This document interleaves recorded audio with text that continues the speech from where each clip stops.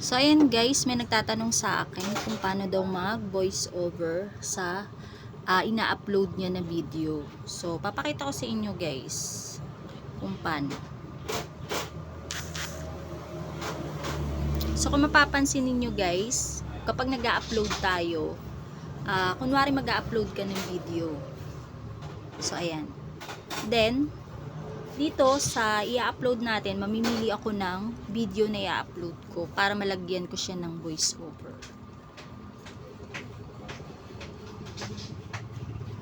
So ngayon, ito yung video na napili ko para lagyan ko siya ng voice over.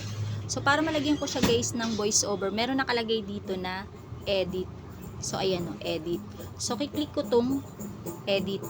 So ayan na siya guys. Dito sa may video na to, meron kayong makikita na audio. So, dun sa audio na yun guys, mamimili kayo kapag yun clinic natin. So, lalabas yung add music and add voice over.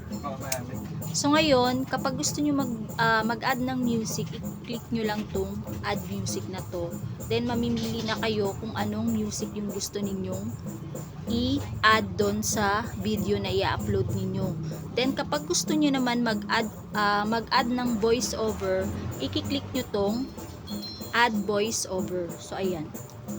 So antayin nyo lang guys na ma-clear siya lahat. Then ito, lagay nyo sa pinaka start bago kayo mag voice over.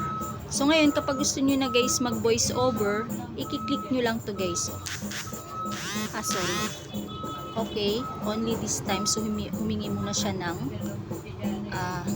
permission bago gumawa ng voice over. So, ayan na guys siya. So, ngayon kapag gusto nyo na mag voice over, may nagkakaroling. So, ito guys, kiklik nyo lang to ng madiin. So, ayan.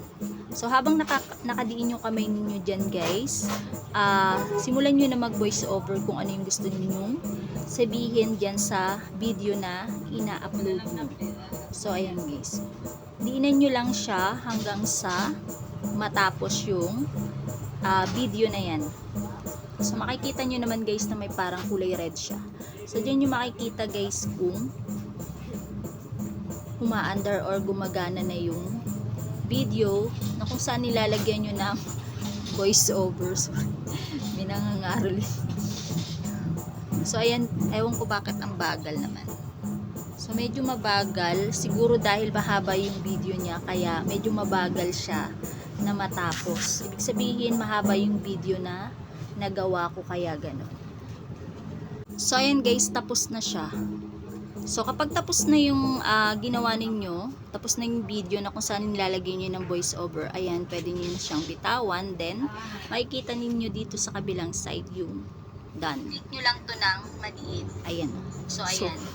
So, habang nakadiin yung kamay ninyo. So, naririnig ko yung boses ko dito. Simulan nyo na mag-voice over kung ano yung gusto ninyong sabihin dyan sa video na ina-upload nyo.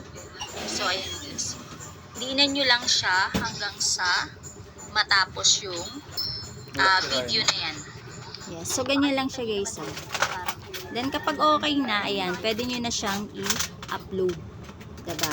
So, ganun lang sis yung paggawa ng voice over dun sa video na gusto mong lagyan ng, alam mo na, ng boses mo or ng kung ano man.